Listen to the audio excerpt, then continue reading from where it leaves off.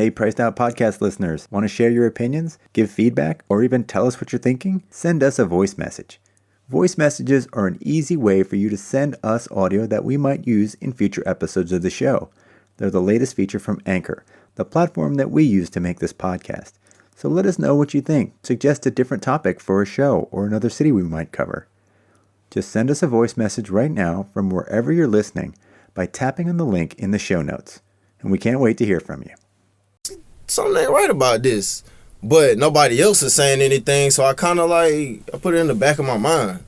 But then I go to college and then I start visiting, and I see all these new police cars. I see the frame of the jail being built. I see a lack of programs in the community. I'm like, yo, this is really happening in front of my eyes. And I mean, we in the Bible Belt. Where are the church leaders? Where the Dr. Kings at? Where are the just general community leaders? Nobody is raising no noise.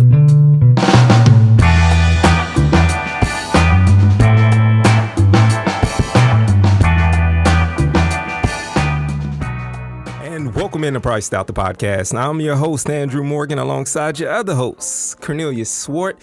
And we got a good show for you today, a really excellent show. How you doing today, man? Good. How are you?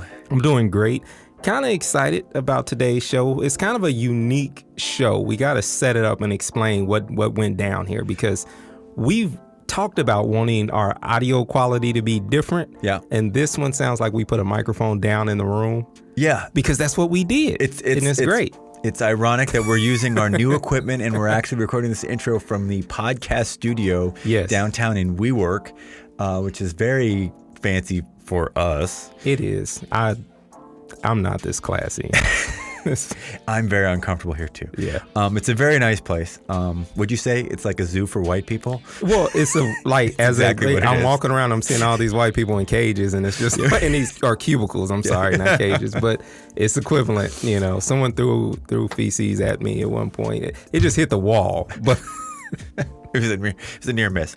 No, it's a very strange place. It's a co-working co-working space downtown in the old Customs building, which is this incredibly lavish old school building that they've renovated, and it's full of kind of cooperative desks and cubicles that people rent out, and it's very nice. I'm sure I will not be able to sustain this level of expense for very long, but we should enjoy it while we have it. Definitely. So this is, for Black History Month, the story of 3 black young men who are from North Carolina, Jacksonville, and really like Portland. Yeah.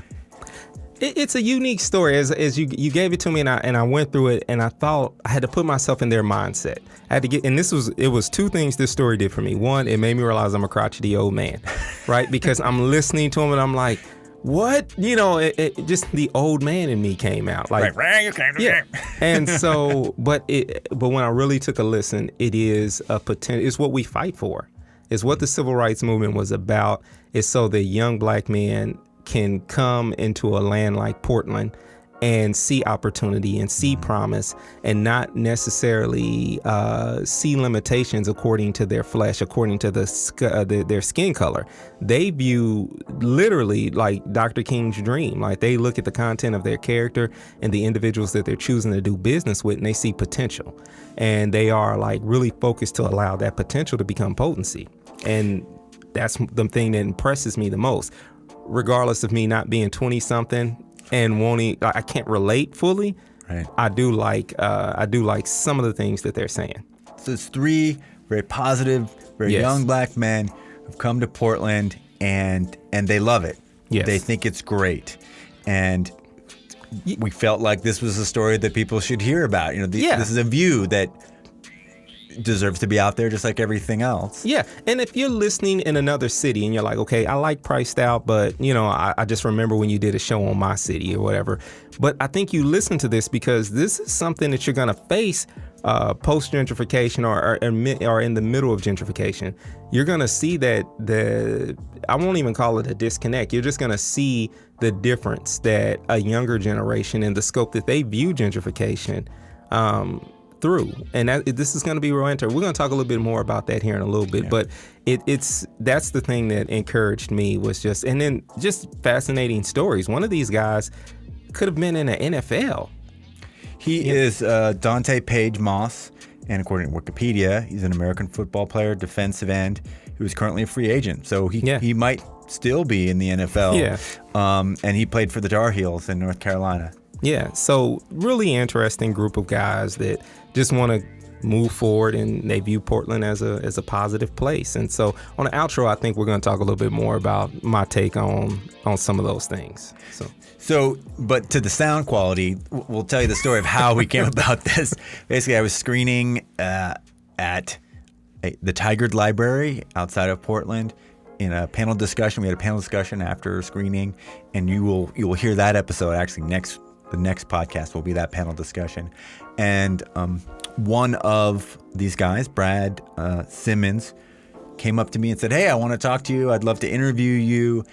And I just love the film. And he is from a kind of art collective. These three guys, they call themselves S.O.U.L Society. And they're basically trying to curate and promote positive art in their own community of Jacksonville, North Carolina. One of them, Donte Moss, has actually moved out here to Portland, and I think they want to do some art exhibitions on gentrification and other issues, but also kind of create a promoter's sort of business model. And so they're just out trying to get the word out about their group and their business model. And so on their own page, they basically say on soulsociety.org, they say a major problem in the community is the lack of opportunities for middle and lower class folks. Young people growing up in poverty can only be as good as the education they get and the things they see people invest in and invest their hopes into. So these guys are all about positivity, and they want to use sort of community organizing projects. They'll talk about a community organizing project they did in Jacksonville, and they use art to promote that message of staying positive. All right. Oh, and so they came over. There's more to the story. Okay. So they came over to Northwest Dock, and there was a miscommunication. I thought they were going to interview me, so I didn't bring any equipment, and they thought I was going to interview them, and so I basically just turned a recorder on in the kind of the middle of a sentence, because we just started talking and it just got really, really interesting. So this is Donte Moss, Brad Simmons, and T. Walker of S.O.U.L Society. All right, let's get into it.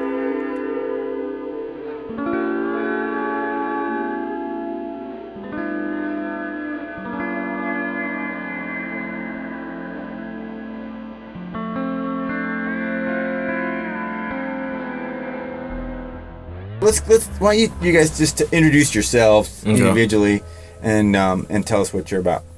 My name is Donte, and I'm pretty much I'm pretty much just one of the blueprints.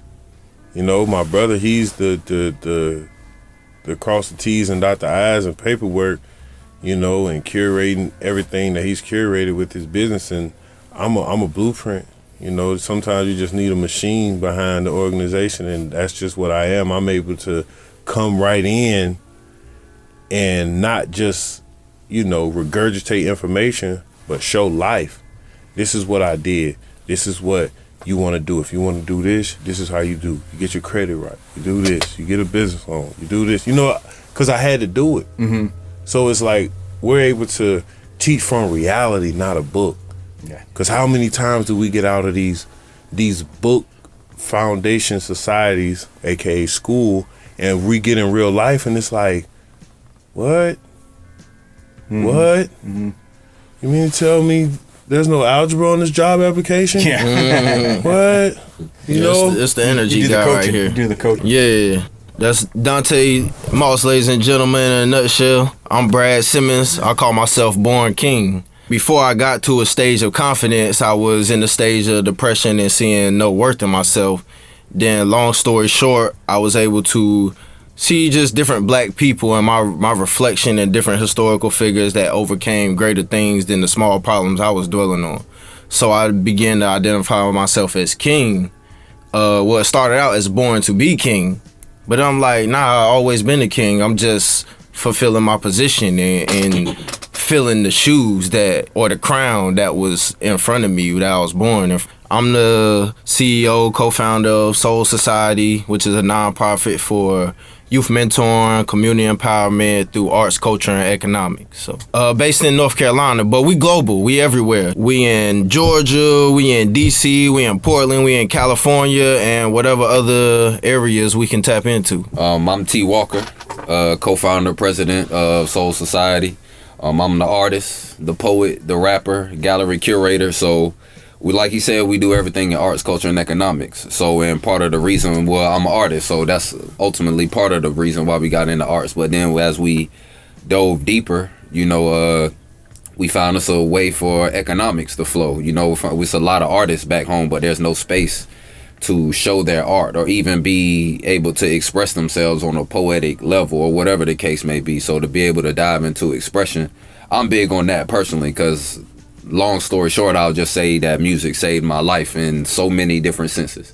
But, to be able to express yourself and get things out and not continue to internalize them. And then, of course, as we grow, we understand that getting those things out prevents certain health issues, and it helps with mental health. So we continue to push that forward. But that's me in a nutshell, just curating, different events. We do a lot of things together and coming up with different events, whether it be clothing, whether it be programs and writers' workshops, to be able to tap in with young kids and make them break out of different things early, because we know a lot in our peer group, sometimes they already stuck in their ways.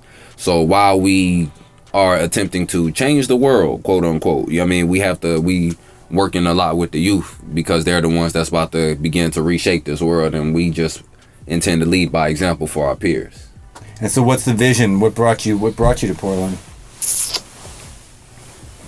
The energy, man. Yeah. I feel like, and when you learn about that energy realm, it's all in one. The plants, the nature, the water, the minerals in the earth, everything. And Portland is probably the only place in America who I feel like doesn't take that for granted. Yeah, there's a lot of construction, but you keep the trees. Mm-hmm. The trees detoxify the oxygen. Cleaner oxygen means cleaner thinking. Mm. It's all in one. You come out here to Portland, everybody's happy. Everybody's hugging. We don't do this back home. Mm. A white man ain't just going to invite us into his lair if we know $1 million check ain't coming behind it. Mm. Yeah, they'll sit us down if they know that they can put this online and they gonna get 30,000 more listeners. Mm. But no white man is really saying, not knowing what they bringing in and saying, man, I see something, let me figure out what it is. And this is why I brought them to Portland. Because it's like we gotta work so hard to just be good individuals. Forget trying to lead the people to be better or change people's mindset, but just to be good individuals, just to be good individuals back home, it's hard because, for example, you can buy up to an ounce at the dispensaries out here, right? Yeah, yeah. You know what I'm saying? No med card, recreational. Right, yeah. That's a felony in North Carolina. Sure, yeah. I know, and it was hard fought and won. It took 40 years to get it legalized. And a lot of people went to jail along the way. I got some friends right now. Possession, third strike. Whoa, 25 for some weed. Yeah, there's freedom out here. Yeah. So now that you're out here, what do you want to do? We're aligned with the atmosphere, so I feel like we've already implicated programs and curriculums that can curate, currency with young kids, adults, or whatever. So we're trying to McDonald's it. We're trying to spread it.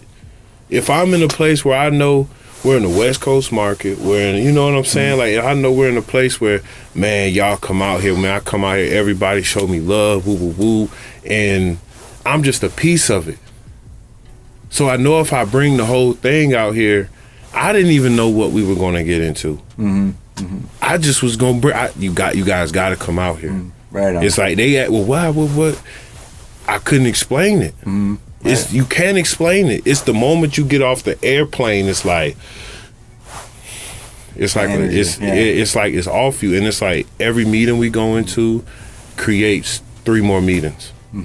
Yeah, it's definitely been a lot of like welcoming, a lot of love, a lot of like basically people like opening themselves up, opening their resources up, recommending people, recommending places, and like you said, it was basically the fact that we just came to experience it, and the experience has been paying off, and now we just like, this is a great place with a lot of opportunity, a lot of love, a lot of support.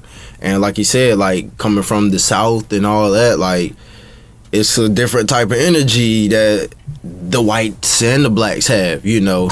So to be honest, on both sides, like it's just a different type of energy, you know. It's a different type of welcoming and love, whereas back home, of course, we're beyond the era of just blatant in your face racism. But for example, like the first event we were trying to do as an organization was a peace festival. It was more murders probably that summer than my whole life.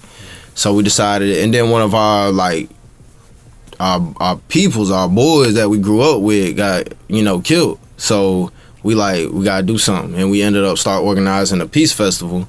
And it's basically a main common place. It's the in the middle of the city. You. Yeah. In the middle of the city, like there's a common place where you know, everybody gathers. You know, it got the parks, it got the schools, it got the playgrounds, the basketball courts. This is in Jacksonville, North Carolina. Okay. And we were pretty much going through the rec department and organizing a peace festival. And on the front, on the surface level, it was all, oh, this is great, this is love. And this is 3 months of us going back and forth, having meetings with them, plotting, planning, doing permits, paying for noise ordinance, paperwork, and the whole nine, meeting with the police. And ultimately, like I said, 3 months of us organizing, promoting, and going back and forth with them, like 2-3 days, like 2 days out from the event. The lady that we were really like organizing with hits us up like, oh, there was a couple pieces of paperwork and permits we forgot to tell you about. We need this, that, and the third. We like less than 48 hours out. Yeah. We didn't put this in our budget. We've had 3 months to have implemented this in our budget and found the money and got the paperwork done. 48 hours out? Oh, I was a little under the weather and I slipped my mind. So we had to move the event. After we promoted 3 months of this is the space we're going to go to, we had to go somewhere else and use the last 24 hours to tell everybody, please, everybody, we're over here, everybody. Of course, you can't really, it doesn't work like that. That's why we took 3 months out to plan. Right. But like, just small stuff like that where it's like, dang, I didn't know racism was still alive. I didn't know we still had this type of resistance out here, but apparently it's out here. They use that to spike the event, just like a little bit of last minute bureaucracy to just throw a curveball. I'm trying to do a peace festival. Right. Who will resist this? Right. Apparently an entity that wants us to keep killing each other. Oh yeah, when we sat down with the police chief, he was basically like, this is great. But then he like, we wanted to put it in the common part of the city. He basically was like, I'm going to tell you some great areas that we would like you guys in. Of course, it's the black areas. I mean, we don't mind going there. That's a part of the mission, but we also want to be in the common community and bring everybody together. Nah, he recommends these are some good places in the city to go to. This neighborhood and that one and this one.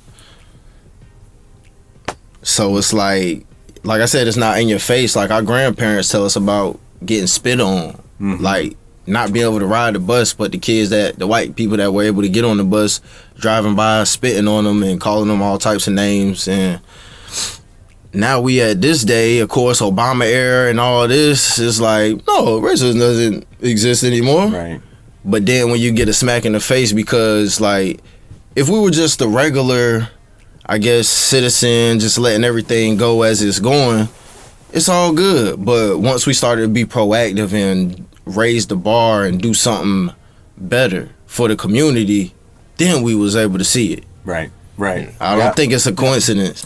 Where we from is top 10 for opioid abuse. Oh, yeah. And there's 4 cities in our state, or maybe only 3, I don't remember. But it was like 4 or 5. Yeah, in our state, that's top 10 for opioid abuse in the country. Let me tell you what they did in our city. We got the rankings. I think it was like 12, and then like the city over, Wilmington, was number 1 in the nation for opiate abuse. But in our specific city, there was like a corner where, before we even heard these reports, there was 3 pharmacies on that corner. After the reports came out, CVS added. Now they got a whole intersection with pharmacies on each corner. Oh, wow. So rather than invest in the issue, we want to invest in the profit of it.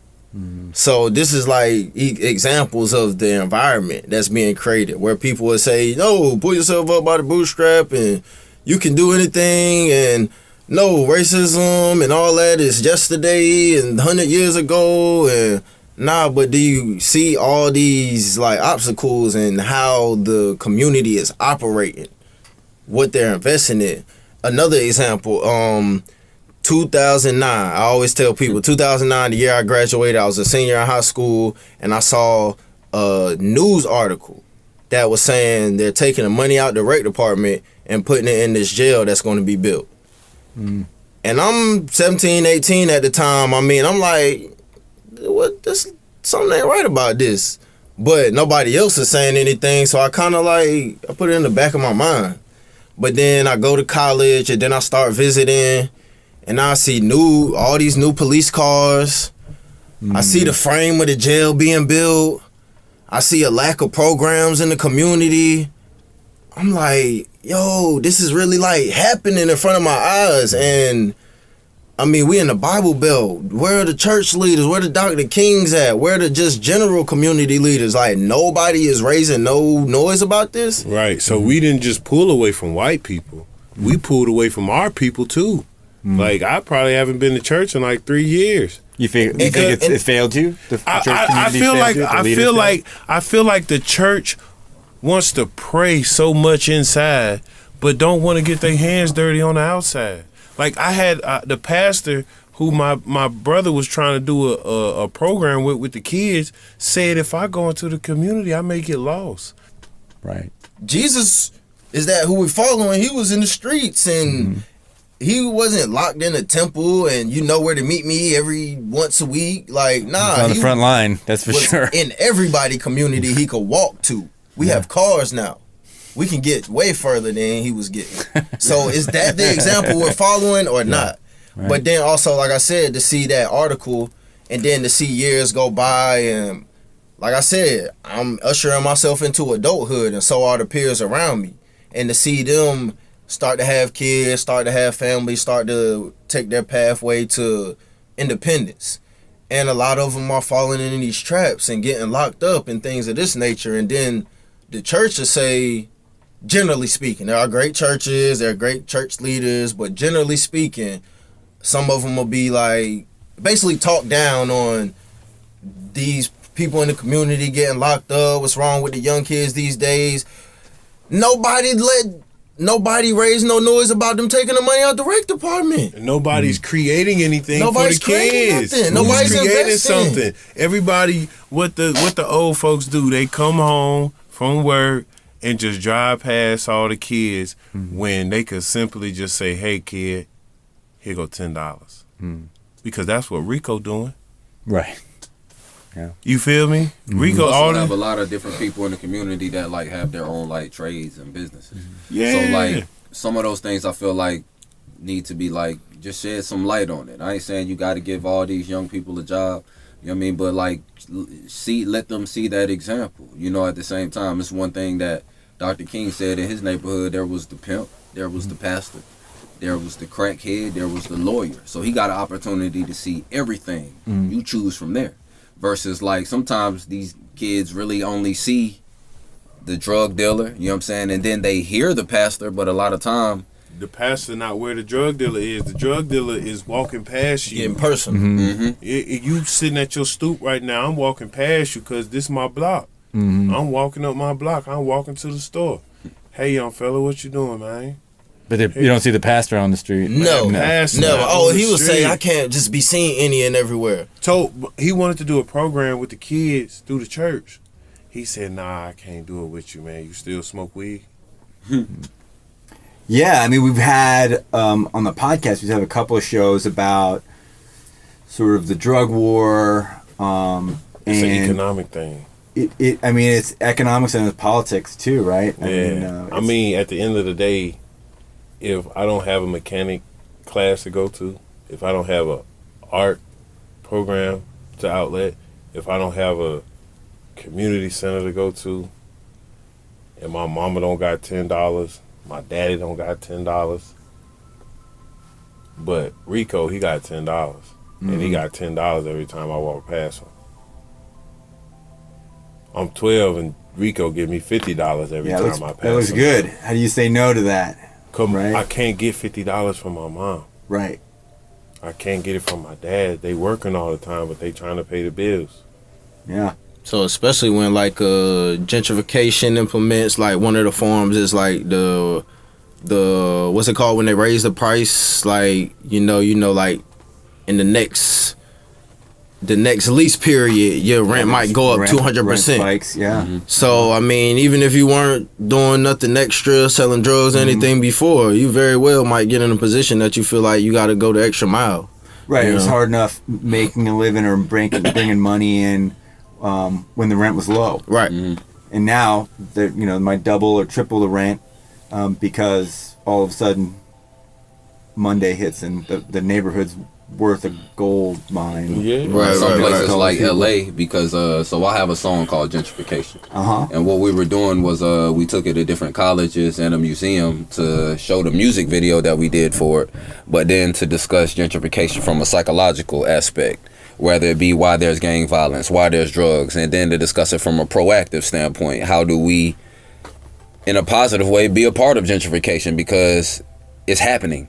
So how do we, get into, whether it be us as a collective beginning to buy homes and different things of that nature in those neighborhoods, or put things in place for us to understand economics and how we can maintain and sustain ourselves. So in studying it, places I saw like LA, their rent went up by 707%. Yeah, that's crazy. DC went up 207%. So it's like, how do you expect people to maintain? But another thing that I thought was ironic was, as weed becomes legalized in certain places, you see people begin to flow to those places, and those are ultimately the places that end up becoming gentrified. LA was on that list. Washington DC just recently, within the past 2 years, legalized marijuana. I seen flip-flops in Southeast DC.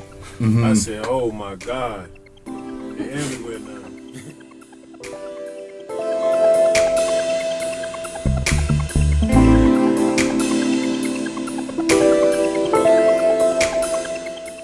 So now at this point, the conversation starts to turn towards gentrification.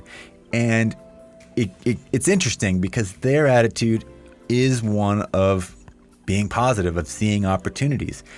It's an attitude that's similar to Nikki Williams in the first film, Northeast Passage, and similar to her attitude when she moves to Texas, spoiler alert, at the end of Priced Out, and sees a whole new world. Maybe a world that she doesn't know all the history to, but she sees energy, she sees people who are making investments, she sees black people who have a lifestyle that she's never known, and she's full of hope. And that's kind of the value of, we have in America, or we try to cultivate, or we aspire to, is that people can start again. And I think that's what they're thinking. Yeah, no, I agree. I definitely agree. I think they one of my favorite parts that they're going to say here in a second is like they literally quote like Rick Ross, the hip hop artist, not the drug dealer, but they quote him, and it was actually somewhat inspiring.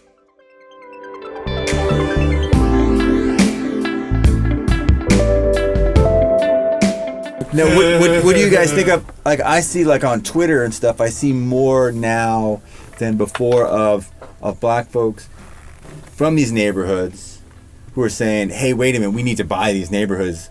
Like one guy on Twitter was like calling out, he's like, oh, Crips and Bloods, why don't you spend some of your money and buy these houses that you've been sitting in for all these years? Your shit could have been, you should be sitting on a legitimate gold mine, now. Yeah, absolutely. And I've never seen that conversation happening before on, in Twitter. But people are, what do you guys think about that?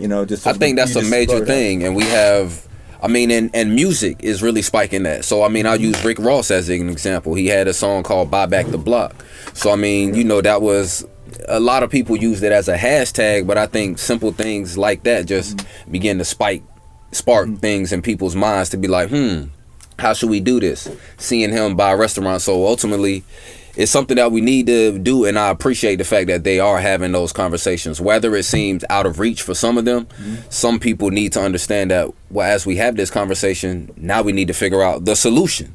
Okay, well, now we need to figure out economically how to make these things happen. So I feel like with those conversations, it starting is a great thing, but I think within that, as you said, you saw it on Twitter, I think that will pull other people in that sometimes can come in there and like be of assistance, whether they trying to figure out, well, how do we get this money from the state that other people are actually tapping into to be able to buy homes and turn it into an office and not necessarily have to pay rent, write it off. Things like that that the president does, you know what I mean? Right. I mean, when do folks start saying, I mean, because I mean, a lot of people make money and they're like, well, I want to get out of the neighborhood. You know, I don't want to be in the neighborhood anymore. It's like, I want Segregation started that. Right. Well, I mean, integration. everyone tries to, segregation, and everyone wants a bigger house. They want like land, you know, so there's an impulse that happens there too. But then you have, you have people who have money coming back and buying the block, like you say.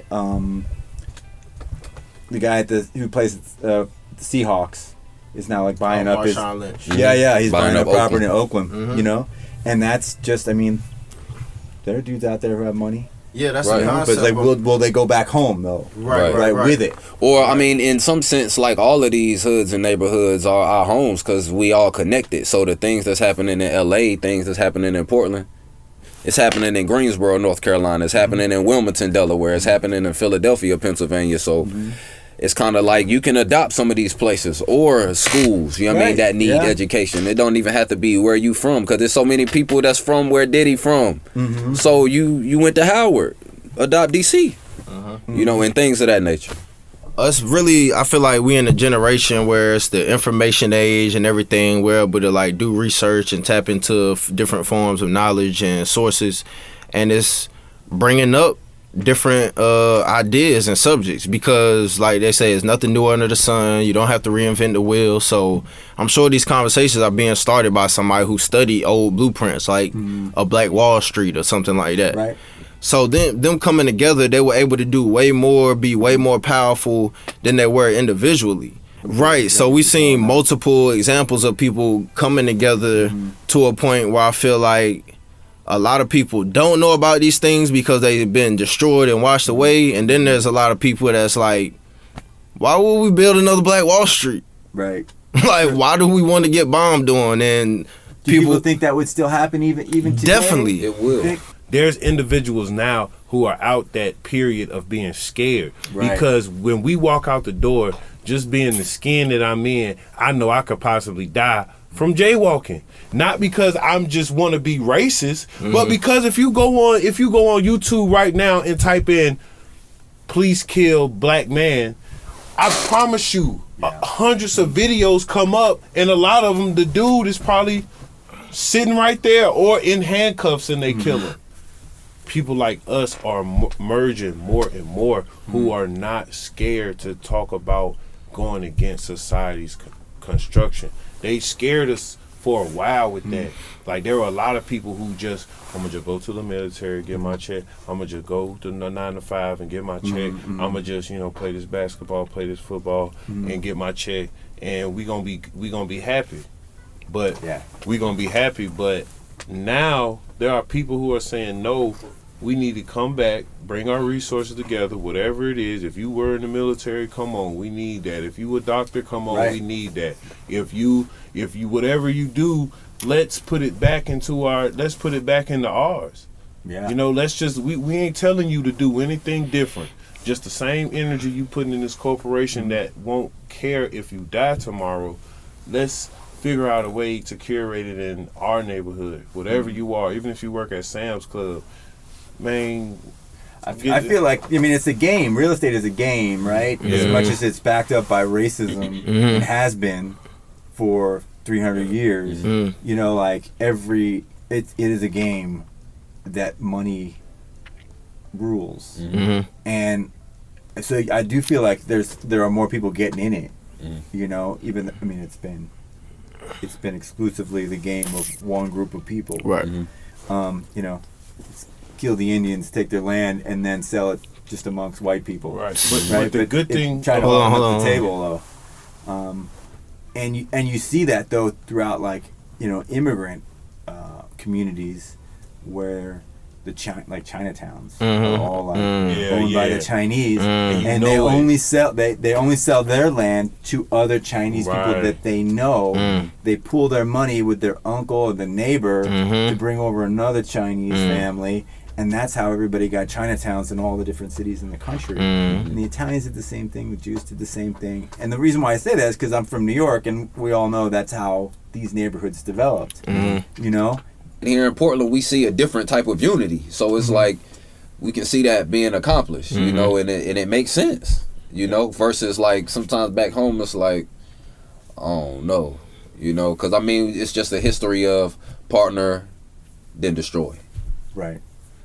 So, but I mean, I think, you know, with that idea, like you said, with them having that conversation, people will come, you know, in the space, you know, with some knowledge, you know, to at least I'm hoping. You know, because that's we're in a space where the knowledge is out there and the resources and the people will come to help. You know what I mean? We sitting here with you, and we sat with so many different white folks that like I ain't sat in a room in a meeting in a conversation that's been proactive and productive with this many like ever. And it felt good. Yeah, It felt right. We're big on following the energy, and you could smile in your face, and I could still something ain't right. Right. But it actually feels comfortable in a lot of these meetings and spaces. So it's definitely a whole different energy over here, you know. And then it's like to put on top of it, coming from the South, we kind of, I mean, I know me personally, I kind of went by the Muhammad Ali philosophy.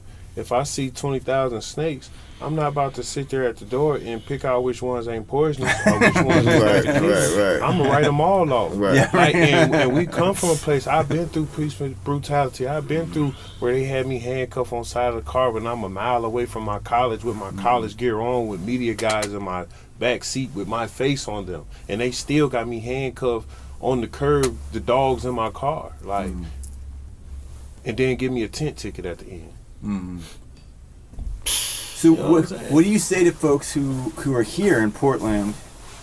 So like we did this film, Priced Out, and Nikki Williams is the woman who's in the film, and she leaves Portland, and she's like, I'm kind of fed up with it here. You know, I want to start over, and she goes to Dallas. You know, and she makes her choice, and she's happy that she chose to do something different. But when after the film was done, we went and interviewed her in the show. And we're like, well, what do you think of life in Dallas, and what's your take on racism? And she had never lived outside of Portland. And she was like, this is horrible. Definitely worse Like, down here. she's like, this is horrible. I had no idea that it was this bad down here. So, I mean, and I'm not trying to kind of pump up Portland, because I'm a critic, right? So I'm just like, I'm just interested in what's going wrong as a journalist, right? So, because I think everything can improve. But what would you say to folks here that get discouraged, who came up in Portland and they're like, I'm discouraged by the situation with race? Nothing out there.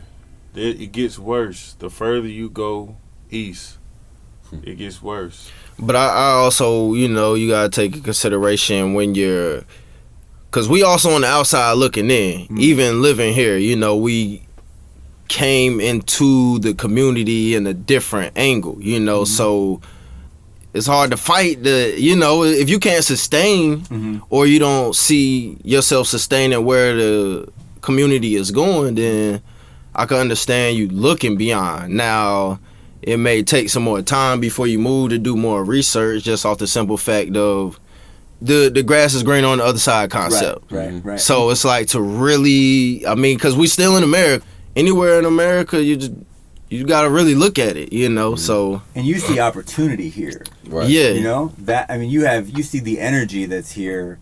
And the potential to fix some of the issues that are being spoken on as well. So it isn't like it's perfect and everything is peaches and cream, but it's also, we know, the grass ain't always green on the other side. So we going to talk about fertilizing the grass we standing on. because one thing that we saw here in connection was, so religion is very divisive in a lot of places. Whether you Christian, Jew, whatever, it's a weapon. You at war, you bumping heads. Here, we went to a Dr. King event that was at a Jewish synagogue where we were like 2 of 7 black people there, but it was in representation of Dr. King. I couldn't imagine that being in North Carolina. I was going to say our home city, but the whole entire state, because it's the state of the KKK. But then we also went to Reverend Hennessy's church, for an event, and even at the gang mediation, it was him, a Baptist preacher. He invited a Protestant preacher. He had a Jewish leader, a Muslim leader, a guy from the Roman Catholic Church, and a Buddhist. You couldn't imagine that back home, them being in the same church. In fact, the church is the most divided place racially. There's the white Christian church, the black Christian church. Well, we all Christians, and we all for this community, especially in a city that's got one stoplight. Imagine how big it is. So why is there so many in division? Versus here, they here to work together, and it's like we were given 100 ways to spiritually connect to, our higher being, our inner God, or God, or Allah, whatever you want to call him, whoever he is to you. They understand that, and I think that's one way to bring things together, because a lot of people are in those spiritual realms or very, very religious, and I think that is one concept I would attempt to introduce out there as well. Of course, people speak on it, but people need to see it, and see that actually, because it took us coming here to see some things to understand that things can actually go.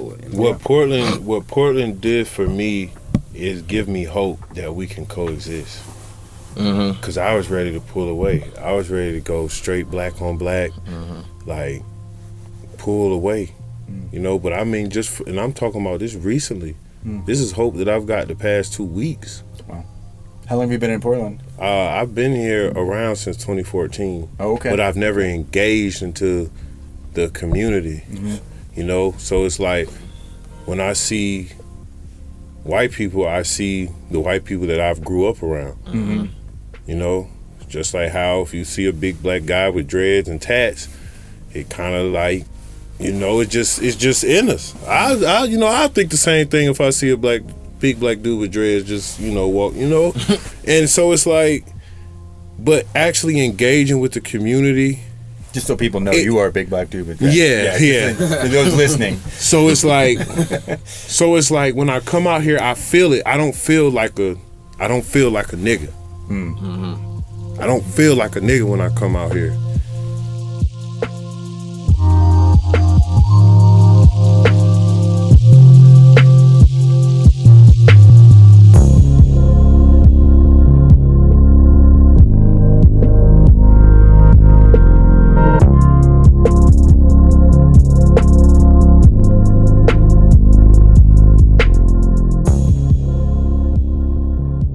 Yeah, can you tell us more like what your message is when you go back home? Like, what did you learn from your trip here to Portland? I learned that there are actually a collective of white people that I can sit amongst and actually be comfortable and discuss ideas and work on unity and focus on building a community. And in terms before, community to me was just like, let's fix our black community, versus out here I understand that even though, we saw the example of Dr. King working with white people, but we didn't see that go in the most positive manner as far as, where we are today, though his dream continues.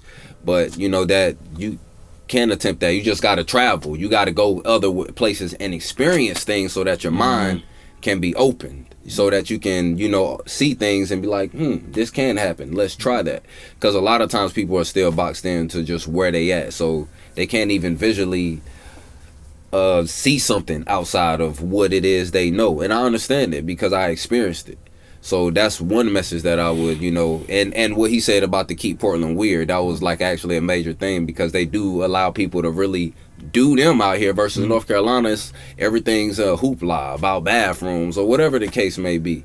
And like we can't get past certain things. They just put 2 people in the bathroom and just say, go at it. Yeah, do your thing. They just put 2 people in the bathroom out here and just say, hey man, if you gotta pee, just go pee, man. If you give people the space they do have those bathrooms here. If you give people the space to grow without like your constructed boundaries. Of course, people have to have limits to as far as some ridiculous things they're gonna do.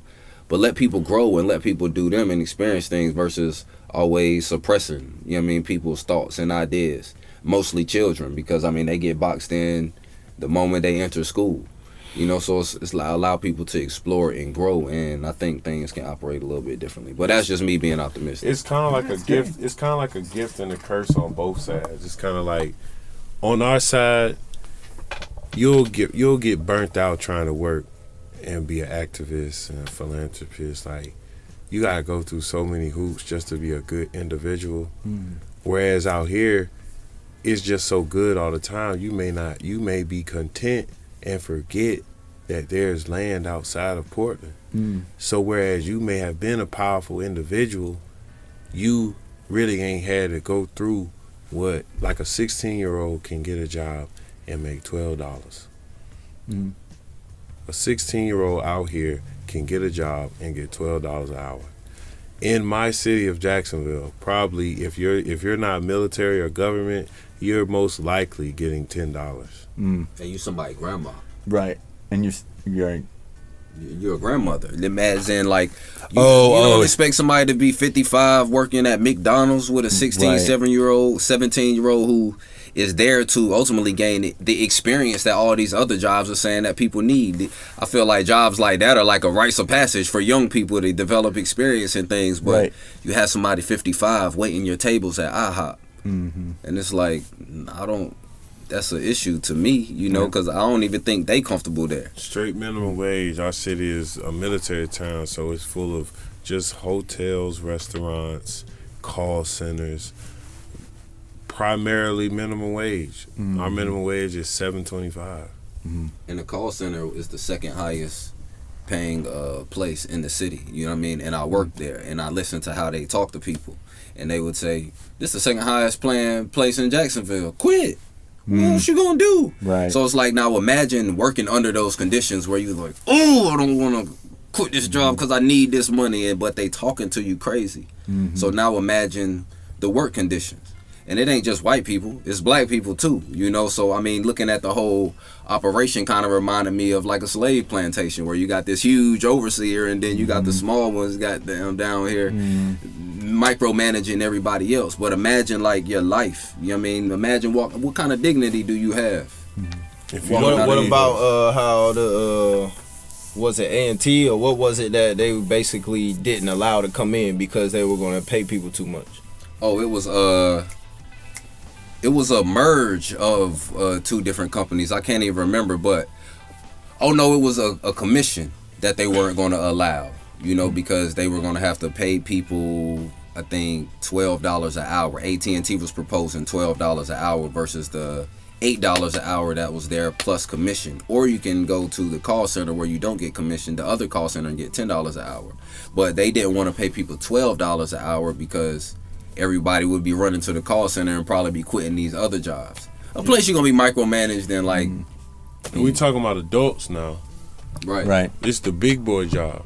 I've had 35-year-old white women crying to me about, I just can't do this, these computers. And it's like, I get it, I understand it, but they've got like this 19-year-old that they just gave this crazy power to that's talking to them crazy. And it's like the balance is off. It's like, so who works under these conditions? Or you'll leave a person to circumstance and they're gonna just have to get it how they live. It was like, how can we go about this journey and this message of telling people to pull out of the matrix? You don't got to do what everybody's telling you to do while I'm having somebody write my check.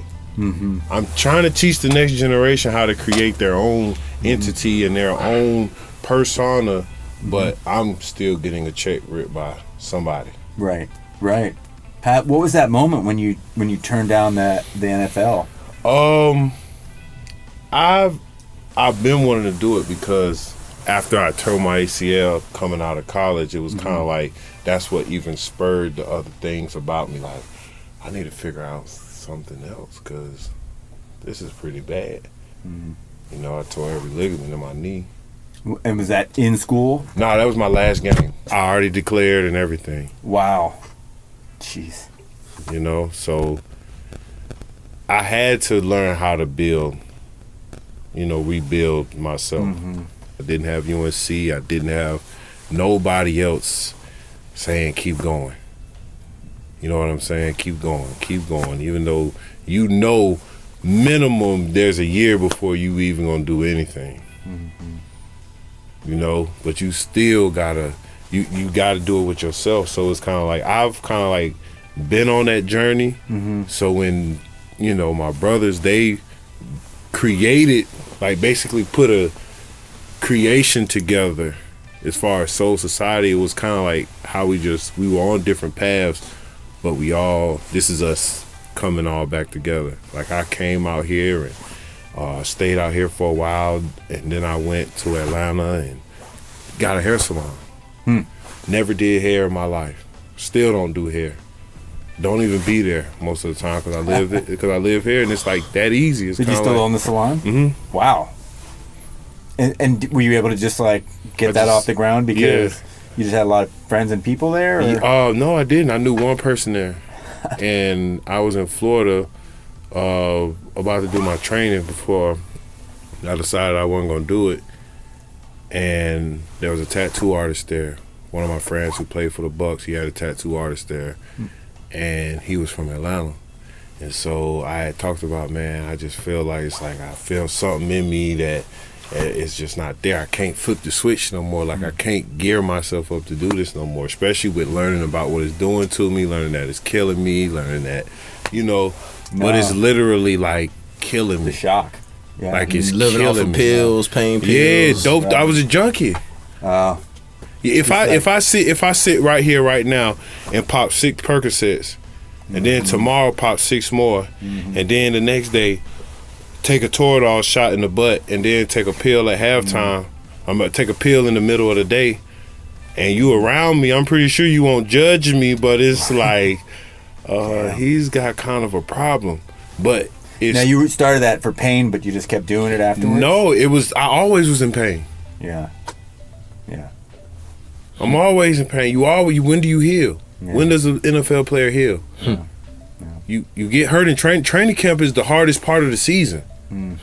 We usually can't wait to get to the season. Training camp is where all the injuries start. Don't you know how you see the NFL, the probable. Those are injuries, but it's, are you hurt or are you injured? Right. If you're hurt, go play. If you're injured, sit down. Well, guess what happened when you sit down? Yeah. They don't bring you back. Because there's somebody else who... Yeah. Oh, man, first game out, 10 tackles, 2 sacks. Right. And now you out for 4 weeks. Right. 4 weeks. 10 tackles, 15 pick, touchdown. Sophomore phenom. Now, where does freshman come from? You know what I'm saying? Now it's amazing. Okay, you've been out for 5 weeks. Right. It's not like you're gonna come right back and be. So anytime you in the game, whether if it's college or pro, you rusty because you've been out of game speed. It only takes 1 week to get out of game speed. So you decided to put all that down. And because we were teaching ourselves this probably 5 years ago. Like this is everything about Portland is kind of like the manifestation that we knew was coming, but it was nowhere in sight. But it had to start with self. If I do my research on myself and what I was, and not just what I was told I was and what I was before a slave, football wasn't my gift. I'm the gift. So I can't preach that and teach that if they can't even look at me and say, well, how did you pull away from the Matrix? Turn on the NFL. Now people listening to me a little bit more because I did something that a lot of people don't even get an opportunity to do.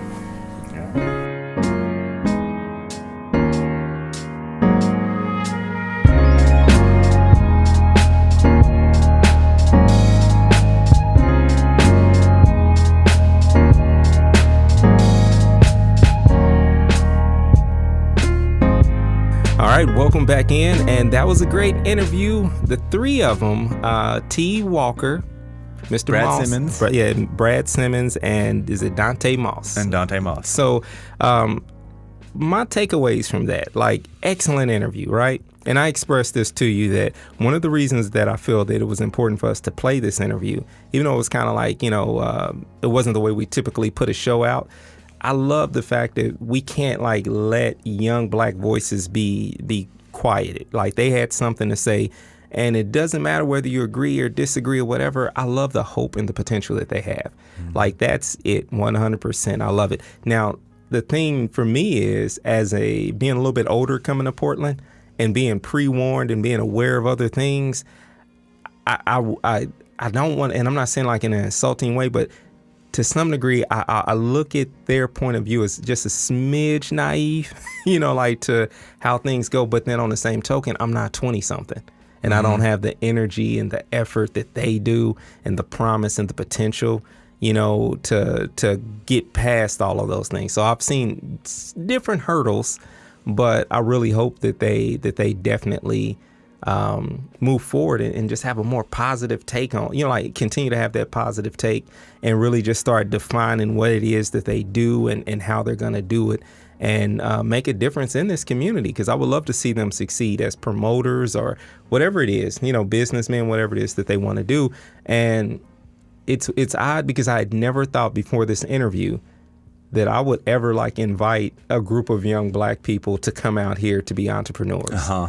Like if, like in my own family, I'm like, hey man, you better go to Atlanta, like get your feet wet there, start a business where you're going to have support in a black community. But, I think this interview opened up my eyes to really see things very similar to, I think it was his name, Stephen Green, from the Priced Out film, that it is up to what you do here in Portland as an African American to cultivate the community that you want to have. The potential is here. Yeah, it's amazing that, like you said, they have that youthful positivity. And I think we talked about, when we're talking about these guys after the interview, I was like, well, it's true. If I knew what I was doing before I went into half the projects I've done in my life, I would have done none of them. Right.